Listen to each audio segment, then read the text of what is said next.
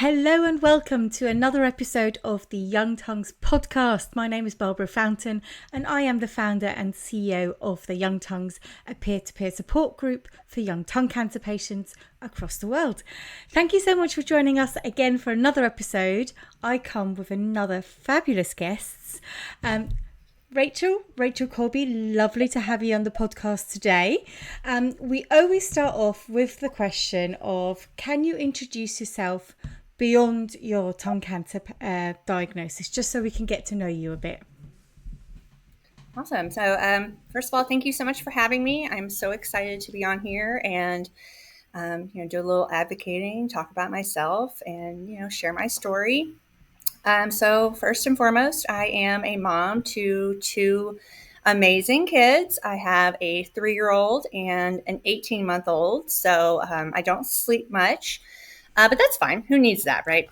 I am the wife to a business owner. My husband has several small businesses in the town that we live. And when I'm not busy helping my husband or hanging out with my kids, I love to read. I love to cook and bake. I play music with my husband, and I love to swing dance whenever I get the chance. So Oh, those are that's amazing. Oh, yeah, that's cool. those I are think all my hobbies.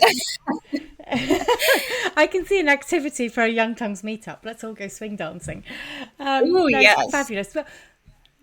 So, I guess let's start at the beginning, Rachel. When did you first notice something wasn't right? So it was October of 2023. I was 9 months pregnant with my second baby.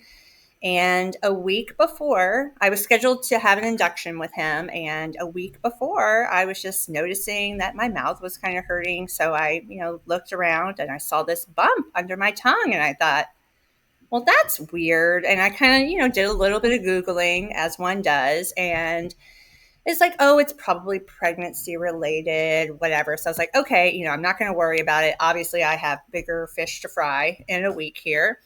So I had the baby a week later, and, he's great. We're all so happy. And of course, within the first week to 2 weeks of having a baby, you're at the doctor every other day practically. So I asked the doctor, she's our family doctor. So she was seeing my son and me, kind of as our checkups. And I said, I noticed this spot right before I had the baby, and I feel like it's getting bigger. I don't feel like it's going away. And she took one look at it and said, I'm referring you to get a biopsy. And I was like, okay, like I just didn't really have a lot of time to even dwell on it at that point. So I called, it was like an oromaxillofacial surgeon. I'm You not sure got if I that one said right. all right. Don't ask me to say it again. So I called them, and they were like, "Oh, well, we don't have a biopsy opening till January." And I was like, "I can't wait that long." And so they were like, "Well, you can call every day and see if we have an opening." And I did, because I knew something was wrong. I just knew it in my gut that, like, I needed to address this, because I've had other health issues in my past, so I know about advocating for myself. This is definitely a lesson in that. And so I called them every single day until they worked me in earlier. I actually called another office in another town, like an hour away. I was like, whoever's going to get me in first. So I had my biopsy, and then they gave me the diagnosis about right after Thanksgiving, so the end of November. And they ended up referring me to a doctor in the town about an hour from us. They never called me. To this day, never called me. Oh my God.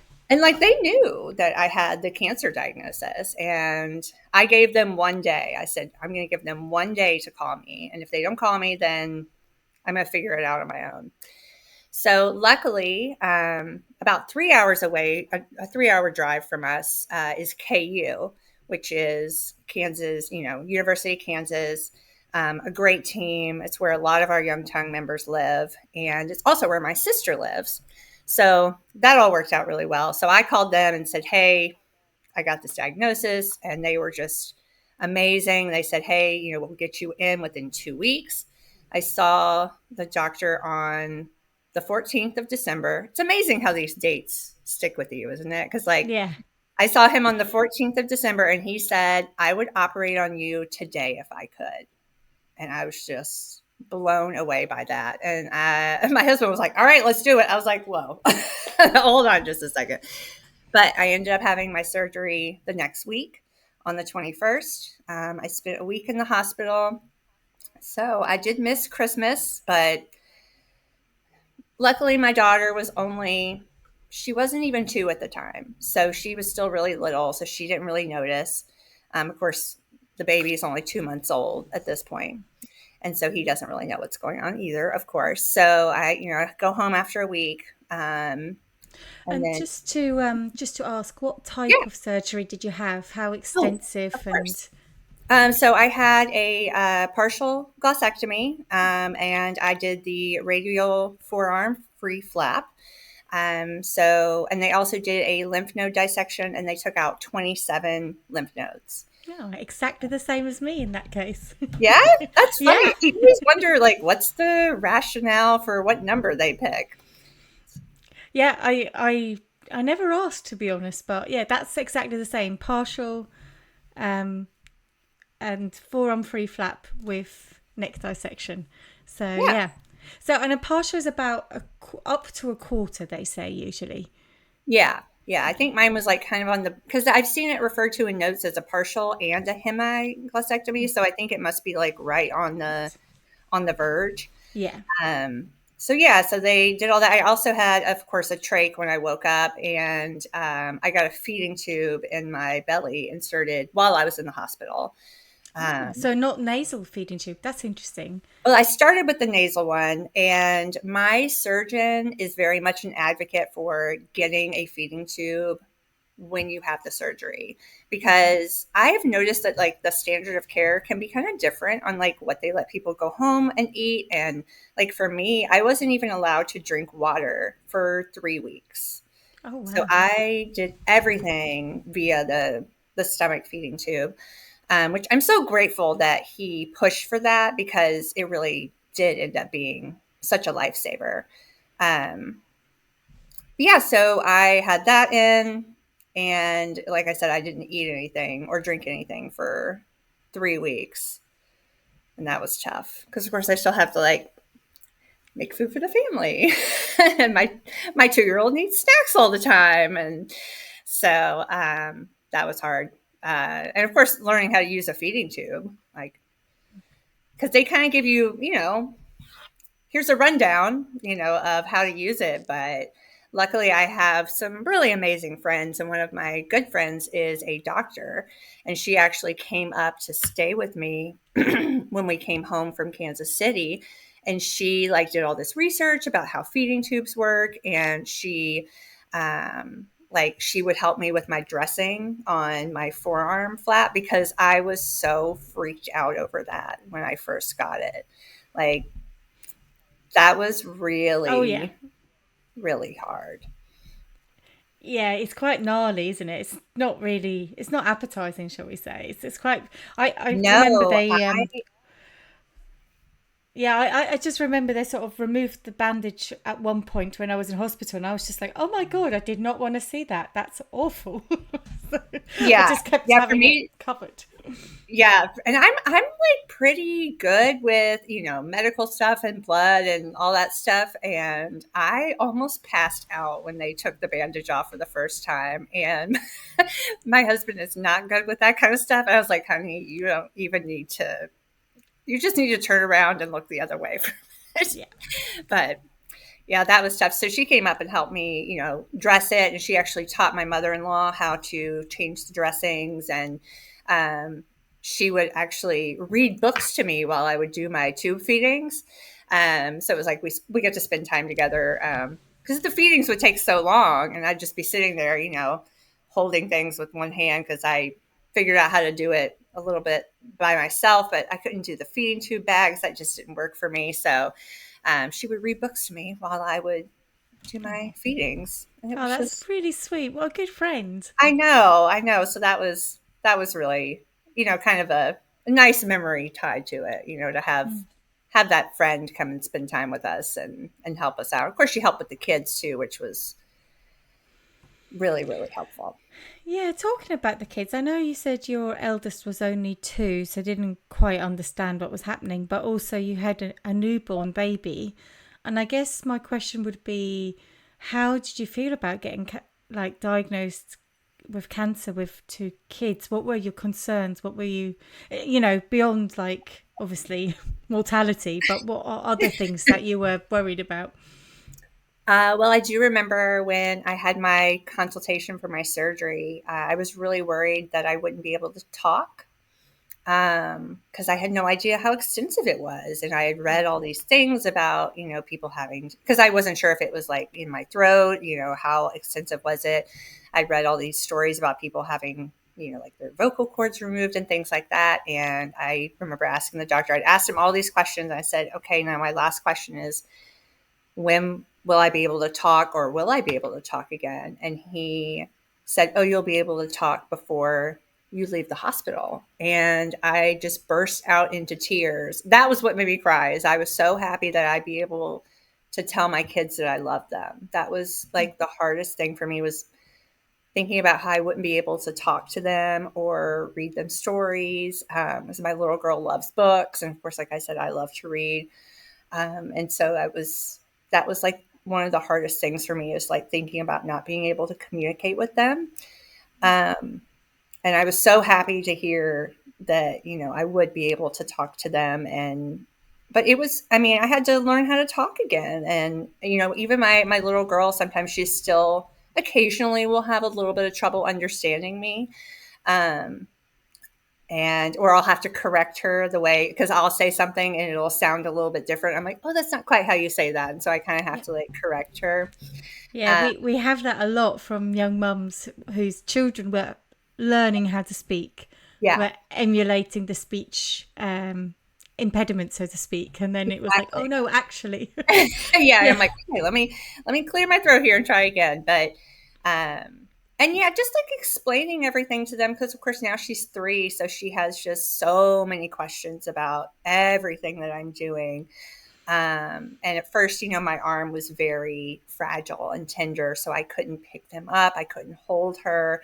And so that was, explaining that to her was really hard. They were like, oh, we have to be really gentle with mommy. So we watched a lot of movies and curled up on the couch together, but she would want to jump around. And that was hard to kind of explain to her that I couldn't do that for a while, because she's just so little. She was so little at that point.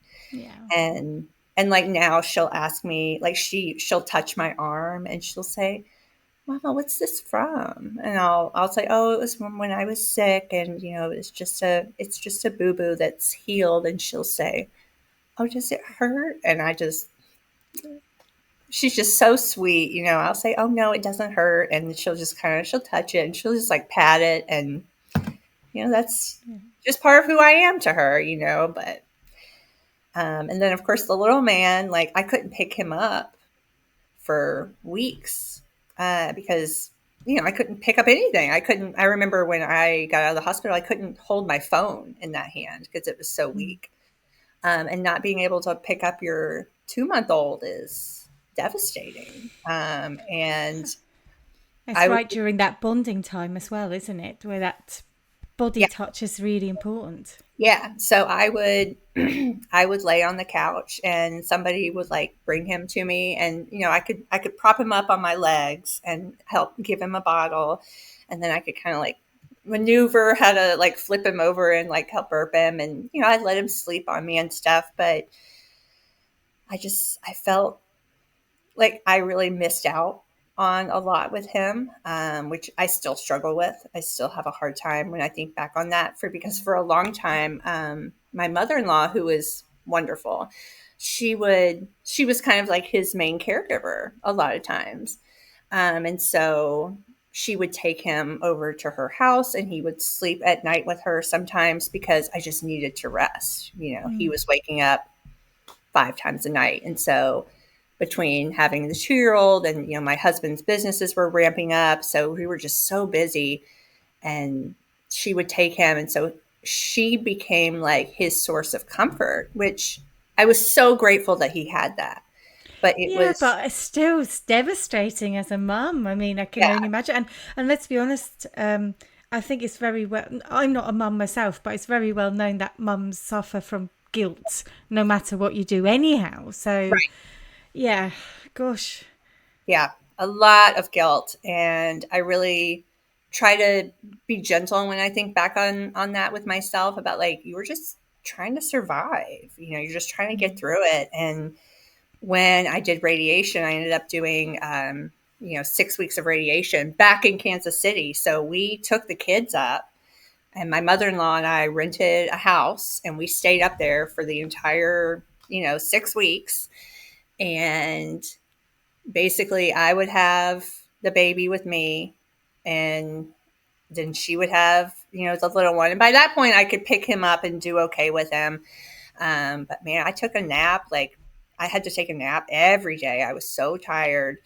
But we still tried to get out every day because we had to take those kids out of the house because it was cold outside. And um, but it wasn't too bad. So we would try to like go to a park. So we would go to a park, or we'd go walk around a furniture store or whatever, just to get out and walk around. But I felt bad every time I had to go take a nap because I'd just be so tired and I'd just be so worn out. And I remember just talking myself into taking a shower every day. And then all the rest of it was so hard. Absolutely.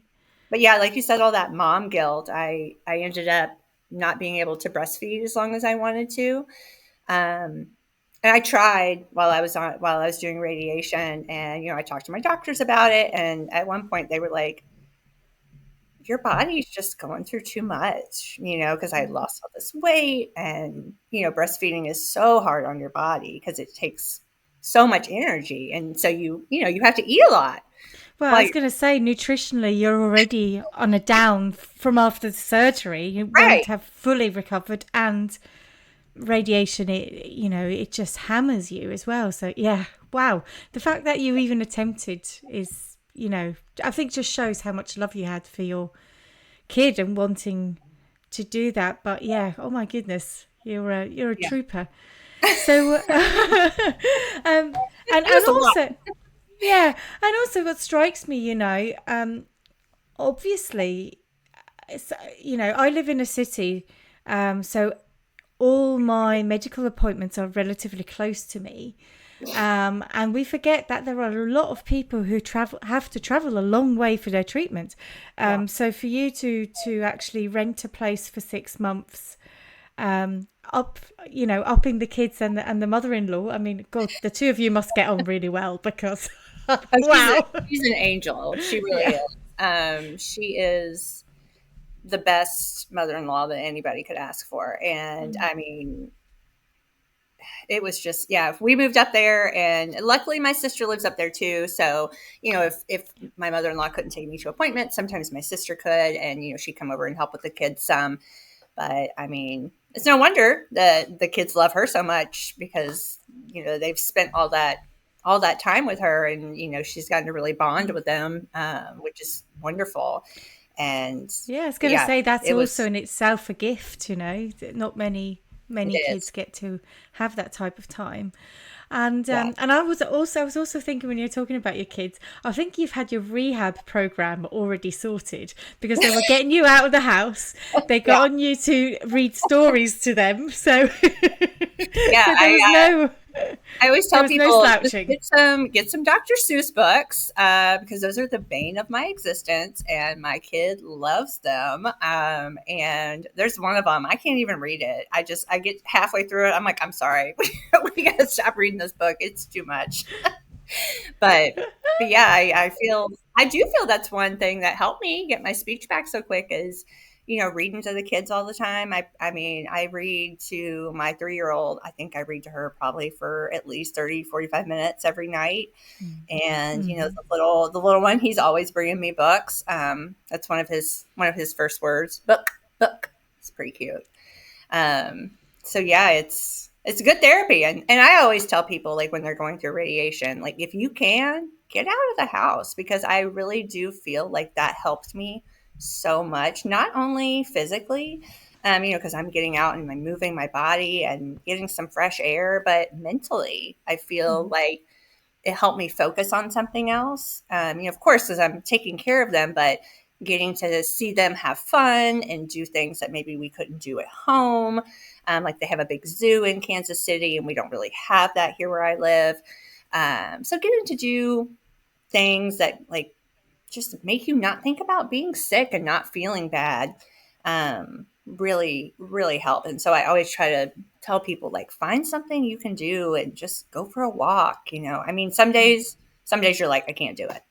And you Mhm. have to, be kind to yourself. But there were some days I didn't want to, and I made myself, and I was glad that I did. I was glad that I did.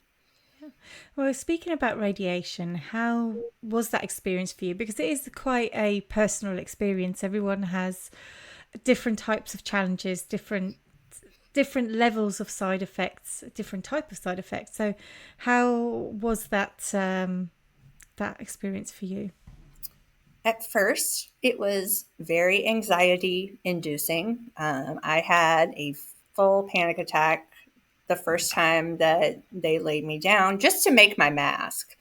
But luckily, they were very prepared for that, because they immediately were like, "Look, we can give you something to help you calm down." And I was like, "Let's do it." My husband always says there's no points for suffering. So, if they're going to offer you something to help you, then take it. And I mean, it was no big deal, honestly, getting the mask put on. It's just because it's so new, and it's like it represents the beginning of that journey, I think. Well, also you don't know what to expect, Yeah, and I can, having not been through the experience myself, but I can only imagine how claustrophobic it must feel. yeah, And the only sort of comparable experience I guess I would have had was the first time I went into an MRI machine, and right. that's quite not as close as a mask, but quite close. But all the noises and the Yeah, jittering of the machines, and you just don't know, you know, have they yeah. forgotten about me? Right? How long are they going to leave me here? Yeah. Is this normal? Is there a Yeti out there trying to get in? But yeah, so I can only imagine like entering that room for the first time, not knowing what to expect. Yeah. It is incredibly scary.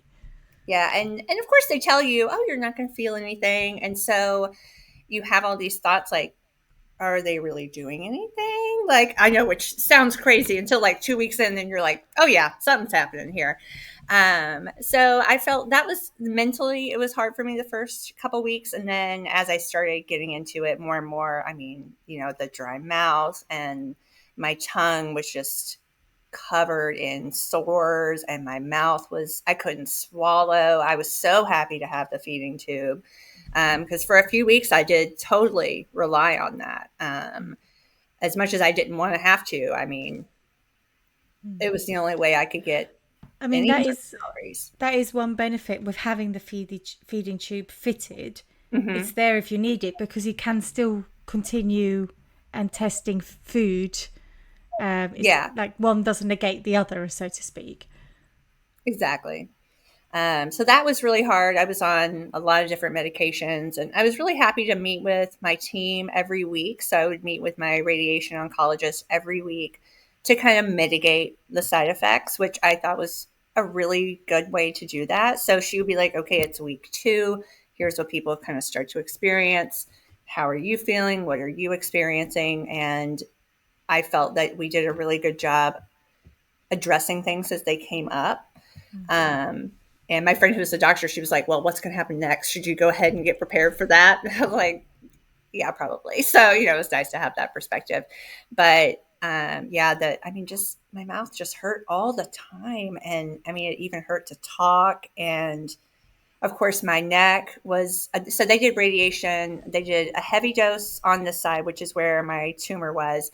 They did a medium dose on this side, and then they did like the lowest dose. Oh, no, I'm sorry. High dose here, medium dose here, and then a light dose over here. So, Uh, just for the people listening, yeah. highest dose in your mouth, where the on the side of the tumor, Yes. middle on the neck, on the side of the tumour, and Yes, then lowest on the other side. correct. Yeah, Thank you. I forgot this is not that's just. all right. I forget all the time. And then I go, I'm like, oh oh, my we're not just God. talking here. But yeah, so of course my neck got real red and raw, and it just felt like it was sunburned. So of course, I'm trying to. It's winter, so I'm like trying not to have anything touch it, which was challenging. It's just the time of sweaters and scarves. I'm like, nope, I'm good. Uh, so those were, and of course, just being so tired. Those were really the biggest Mm. the biggest things that I experienced. Yeah. And did you stay for a bit longer in Kansas after you finished radiation? Did you stay for another couple of weeks Um, after? Just because, I don't know if we you were stayed. aware at the time that the effects continued. No, we only stayed for a couple days after I finished, so we were there for probably a total of 2 months. Um, and because we were just ready to be home, we Yeah. missed our dogs, we missed being in our space, especially because the house we stayed in had stairs, and two small children with a large flight of stairs is a Yeah. little bit anxiety inducing in and of itself. So we were, and of course I did know that the effects would continue on. And I will say, like, the month after was the worst for me. That was Mm. when I was really relying on the feeding tube to eat. Um, I would say it was probably when I was the most fatigued. And then I remember I met with some people, some other patients in Kansas City when I was there for radiation, and you helped me put that together. And I remember one of them said was like the first month after is not great, and then like the second month you just notice so much improvement. Mm. And I really did, and I that was when I could start being able to eat again. And I remember they told me I had to go, I think, 2 weeks not using my feeding tube and not lose any weight in order to get it out. And I got it out in June. So I was ready. I was like, get this thing out of here. So I was like really trying to eat as much as I could. I mean, most of my meals may have been chocolate milkshakes, but Hey, it's all nutrition. right, it's calories at that point. Yeah. Um, so I did notice such an improvement after Mm. that second month. It was just amazing how much better I felt. Yeah, and it's been a little while now. Actually, I haven't realised how quickly time has kind of flown by. Yeah. Because I was just trying to think, when did you join Young Tongues? And it would have been just before radiation, I assume. I don't know if you Just before already. my surgery. Just before Oh, my surgery. was it? It's amazing. Oh, wow. Yeah. You. So I joined, like, honestly, I think I met with them, and the PA, she said, you need to find this group and join it. And I joined it like on the car ride home and was like reading through it. And I posted on there and I said, I actually got some really great advice. I said, I did the same post everybody does. Hey, I'm going to have the surgery. And, what's your advice for me? And somebody said, record yourself reading stories to your kids. And I'm really glad that I did that, because I had like one last reminder of what I sounded like. Because most people who know me or have known me for a long time say, I feel like you're back to normal. I can really understand you quite well. And people who have only just met me, they don't know the difference, right? And I am very thankful that I do feel like my speech is pretty good. I still have trouble with certain words, of course, but it's still nice sometimes to go back and listen to that, because I feel like I hear my old self. And of course, to me, I always sound different, and I always will. Mm. But that was a really good piece of advice that somebody gave me. And just in case something happened and I wasn't able to talk to them for a while, they would have something that they could listen to and hear my voice. Absolutely. And also really good marker to see how your speech progresses as well. Do think that's really helpful to occasionally record yourself to then have something to look back onto, even though it feels incredibly uncomfortable at the time Yeah. doing it. But okay, so we had you really for the whole journey. It still blows my mind that someone in Texas in a hospital knew about the Young Tongues then, or even now. I just feel so lovely, so amazing. And yeah, you had the meetup in which was actually, I think, our first meetup that I hadn't been to. I know it was sort of semi official because at the time I was a bit worried about insurances and stuff in the States, but we've had a few now. So yeah, how was that for you to meet other young people who've gone through tongue cancer? It is so healing. I am so thankful every time I get to meet with other people in our community. Because now we've done two in Kansas City. Because we did the first one while I was in radiation, so I was, in the thick of it. And then I think a couple of weeks, like 2 months ago, I think maybe was when we did the other one.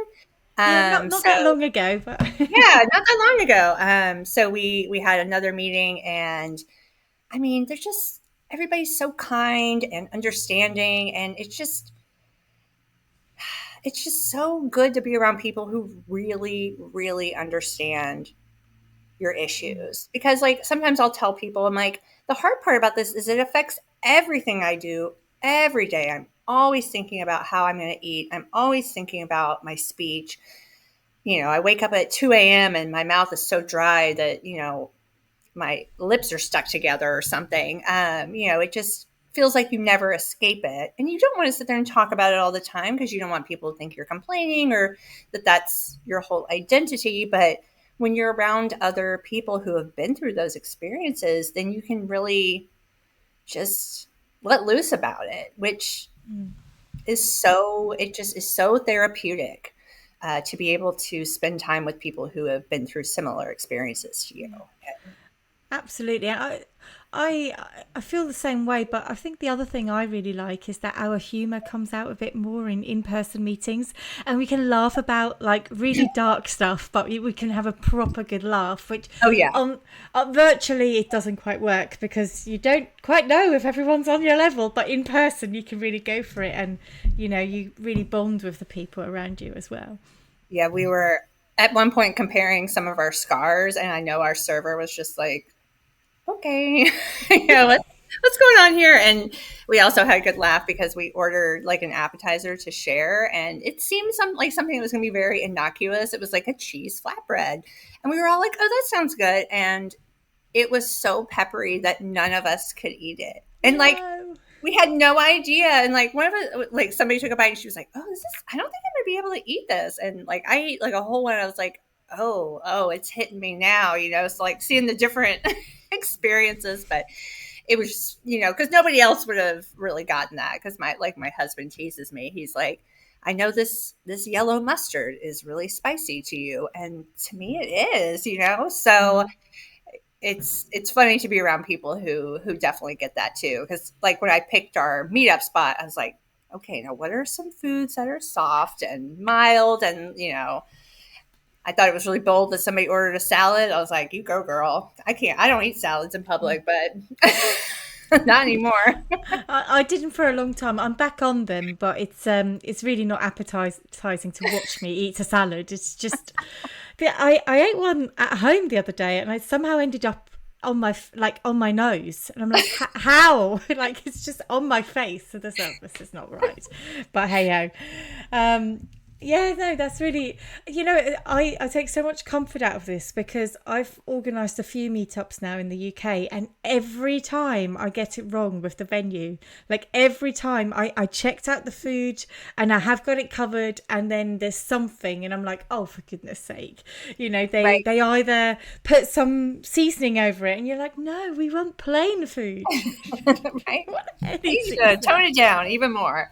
Yes, yeah. One of my family's favorite restaurants in our town is this little Indian restaurant. And I mean, we used to go to it all the time before I had my surgery. And now, I mean, every time I'm just like, just keep the water coming. Let me just have a lot of naan and I'll make it through. And my oncologist is actually Indian. So she's like, well, you just have to keep eating it. You'll get used to it. I'm like, immersion therapy. Okay. You know what? Some people in the community have done that, and there are some people that says with the years the spice does tone down. But I think it's the difference of what do you define a spice? And I guess Yeah. with an Indian, you should be able to get away with a korma, which is like coconut based. But a lot of people find Yeah. sweet curries just wrong, whereas I'm okay with that. Yeah, I definitely did a Yeah. little reading before we went last time. I was like, okay, what's the like mildest dish that I can order? And it was I got butter chicken, and it was delicious. I could eat all of it. What my son did not eat off my plate. Because he's also learning how to eat. I think I mentioned this to you one time. I feel like we were learning to eat together, so he loves it too. So I'm like, is it too spicy for you? Okay, then I probably shouldn't eat it. Testing it on the baby. There you Yeah, go. no on problem. the on He'll the be toddler now. fine. Exactly. He'll be fine. Amazing. Yeah. Well, speaking about food and after radiation, how did you, if you can remember, or how do you feel the experience was of slowly coming back into your, I don't like to call it normal or new normal life, in terms of being able to eat regular meals, managing your energy, managing your pain?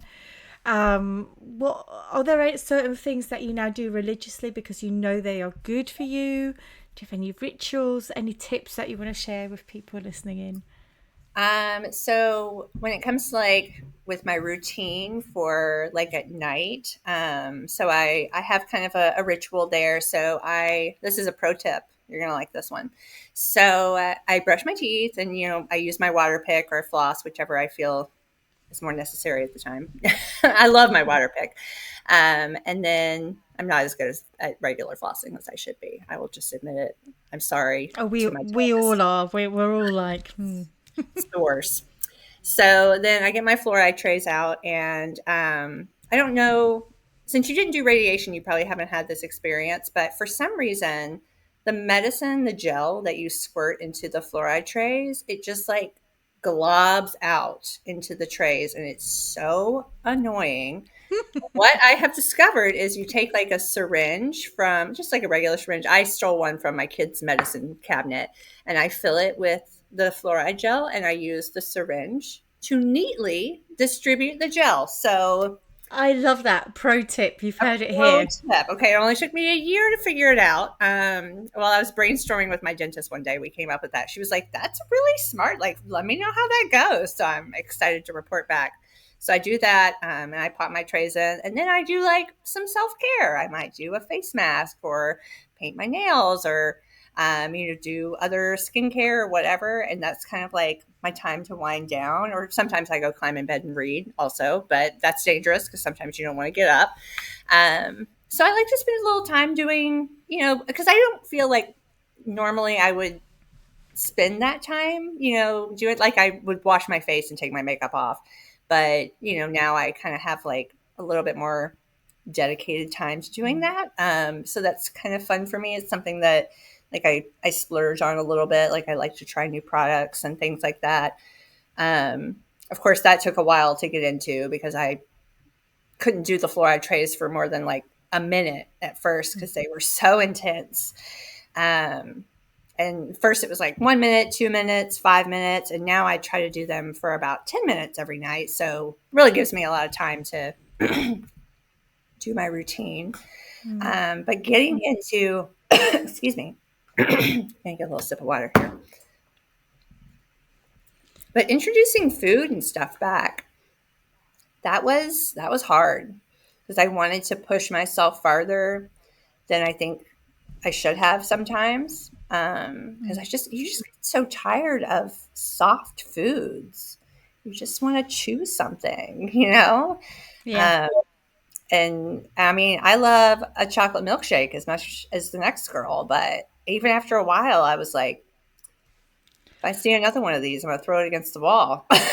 Oh, I can't touch them anymore. I mean, and I didn't have them for that long a period, but to be fair, I wasn't a big fan of milkshakes beforehand, but I had those protein vanilla shakes, and now I can't go anywhere near them. It triggers me. It just goes, Yeah. oh, I must be ill if I'm having this. So Yeah. I'm like, yeah, no.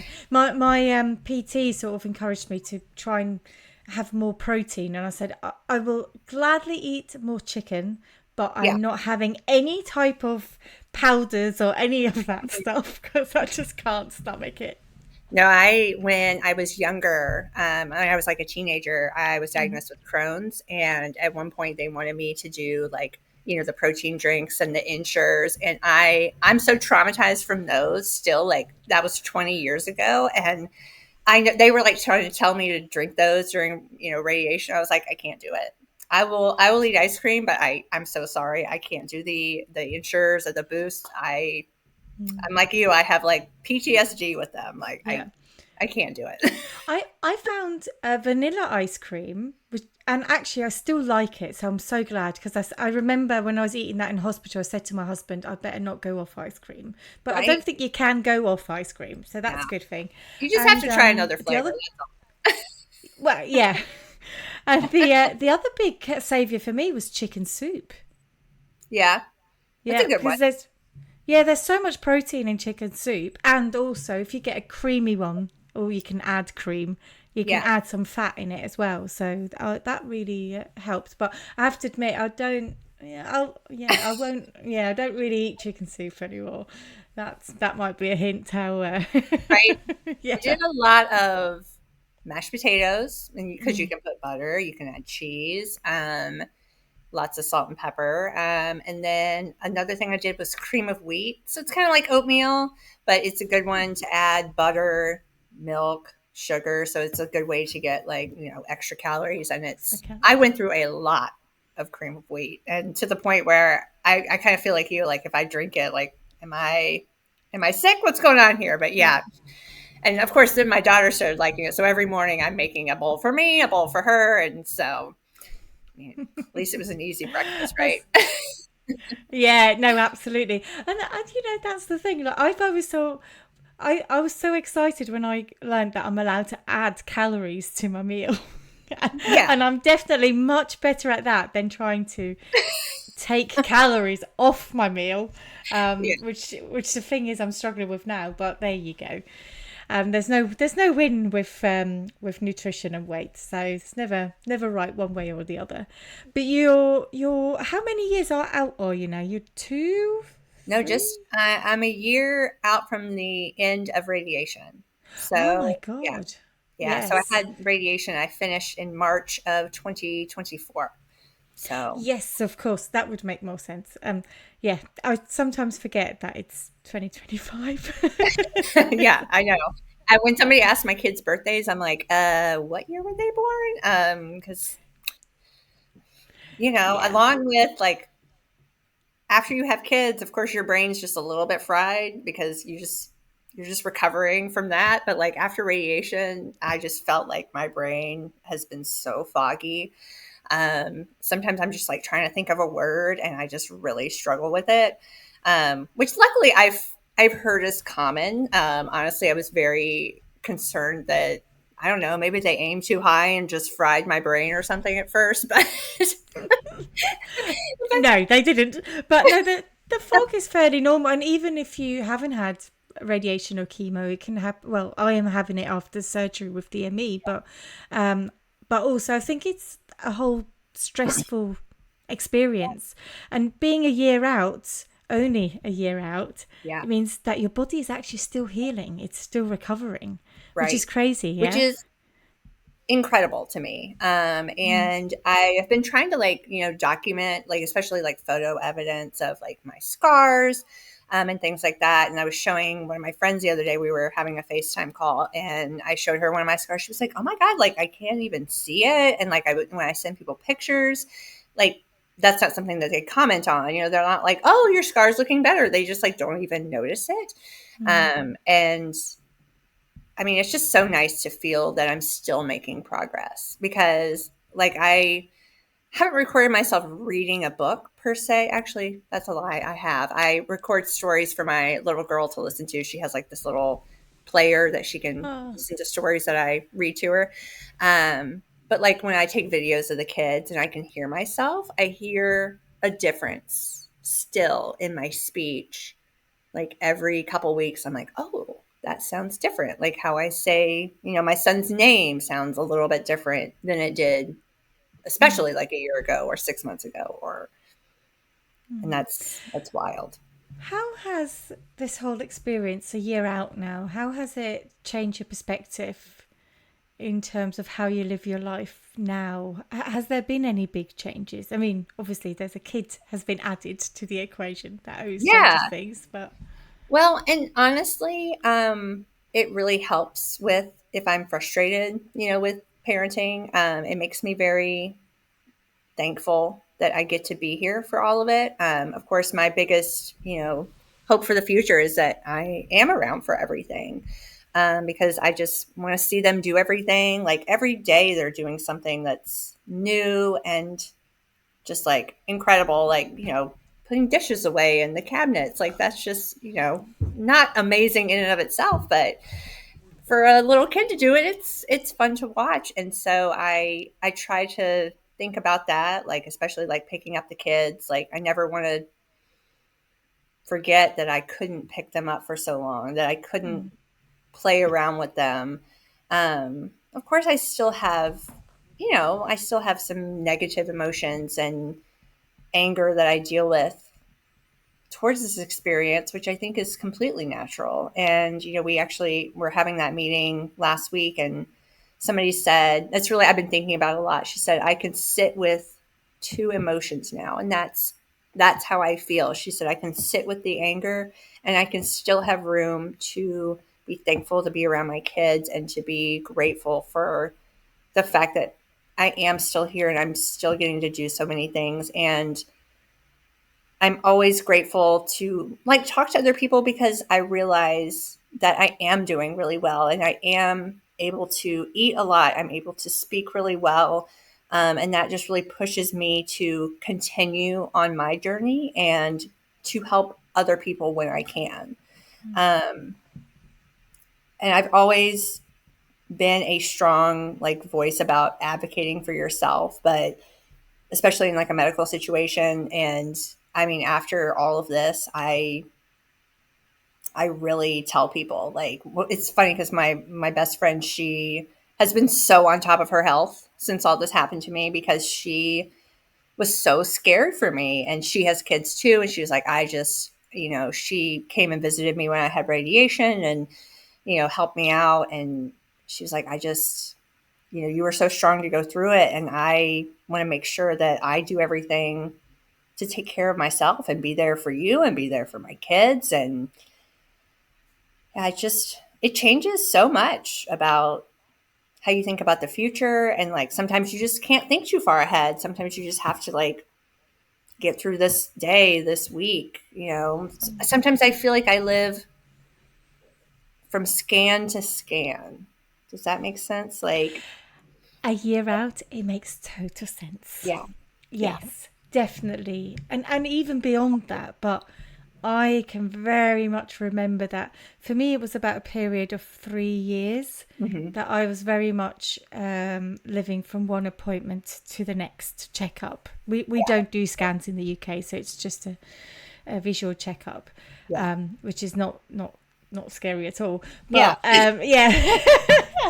but I do remember. But I can also say and share, and I'm sure that's not won't be the truth for everyone, but for me personally, it has become much easier now that I'm on annual checkups, and Yeah. I am planning stuff for 2-3 years in the future, which is not something I think I would have contemplated just a couple of years ago. That's really encouraging to hear. And like, I have my next scans in June. And so they've actually already kind of spaced mine out quite a bit because they feel I'm doing so well, which I'm like, that's great. But also, that's a little scary. And of course, they do really thorough exams, like a visual exam. Last time I saw one of my doctors in February. But yeah, that's all I'm thinking about right now is I have scans in June. I'm like, okay, haven't noticed anything. I'm not having any issues, but that is how I feel like I live my But life a little isn't bit. it interesting how that comes onto your radar? So, funnily enough, I've got my annual checkup next week, and it was about 2.5 weeks ago. I first started thinking about it. And I've noticed, like my husband has noticed that I'm a little bit more on edge and a bit more Yeah. triggered, a bit more emotional about the whole cancer thing. Yeah. Whereas otherwise I'm usually like, oh, okay, like I can deal with it a Right. bit better. And I'm like, yeah, my checkup's coming up. And he's like, oh, this makes total sense. So like, yeah, it's just that sort of, yeah, underlying anxiety. But also I'm quite excited because it's now been like a whole year since I've seen my surgeon. Yeah. So to go, hi, I'm still Yeah. here. Aren't you glad you haven't heard from me? Yeah. Well, Yeah. that's one of the really cool things my surgeon always said to me. He said, honestly, the first person to know if it's back, it will most likely be you, Yeah. providing it comes back in one of, in somewhere in your mouth where you can feel it. Obviously, unfortunately, there are bones and other things where we might not feel it, but Right. he did say, in terms of like what we are looking for, we are the people that are most likely to find and feel the bumps early. Yeah. And I think that's what they're geared up for. I think the checkups are here to make sure we don't miss anything, especially at the beginning when we sort of don't know what our normal is in terms of our Yeah. neck and mouth, Yeah. and also how things are meant to feel. Yeah. What pain is. Especially the lymph nodes to me. Yes. Because I feel like I feel like I still have the swelling coming down. Like I can see it on some days versus others, and like I'm just now starting to get to where I can only sleep on one pillow as opposed to like three propped up, and I'm not really swollen the next day. But yeah, like I still sometimes like touch my neck. I'm like, okay, is that how it's supposed to feel? Am I feeling the other side? I'm like, I mean, that doesn't really help me that much because I think it feels fine. But yeah, it's like it's hard to know what it's supposed to feel like. Yeah, in general, like swelling and inflammation as well. So I had a, I had a FaceTime with my mum, and I think this says more about my mum than me. But she said, like, it's really weird that one day you look like you've lost weight, and the next day you look all like you've put on weight. And I'm like, no, mum, that's that's my lymph nodes. That's just me being puffy. Just one, Yeah, I have no control. It's nothing to do with weight. It's yeah, just like swelling, and she's like, oh, well, that makes more sense. I wasn't gonna say anything. I was like, yeah, all right. But yeah, no, the lymph nodes are really interesting, and actually, I do want to get someone. I want to get an expert on who knows just about lymph nodes, yeah, like not necessarily even like cancer related lymph nodes, but just explain to us what lymph nodes do and how they travel, and and then also yeah, what the impact is of having some removed, what the impact is of having them radiated, what yeah. happens with them in age, menopause, all those things. I think there's so many interesting questions we could ask about all Yeah. those little intrigues I met and with a details. lymphatic massage therapist a couple of times, and she taught me so much just in a few sessions. She was like, "Oh yeah, you have like hundreds of lymph nodes." I was like, "I did not know that." They took out like because some people are like, "Oh, they took out 27," and some people are like, "Oh, they took out 104." I'm like, "What?" Yeah. And I always wondered, how did they know to take out those 27? Yeah, Like, how did they? Because I had spread into one lymph node, and I was like, well, what if they didn't take that one, but they took another one, and what? And then at one point, I just had to go, no, okay, Barbara, just put this inner dialogue to bed. You're not going to understand it. yeah. But My yeah, no, surgeon explained it to me one time. I was like, "I'll take your word for it. You're pretty good at this." So yeah, yeah. Absolutely. Oh, Rachel, it's been an absolute delight to have you on. Thank you so much for coming on to share your story, all your insights. And also, it's been a delight to follow you along on your journey and getting to know you as well over those, well, at least 1.5 years, nearly two, I think, since diagnosis. So thank you so much for coming on. And thank you so much to our listeners for joining us again for another fantastic episode. And we've got a few more left to go before we finish season 2. Take a well earned rest over the summer and then return with season 3. So thank you so much and join us next week. Bye bye.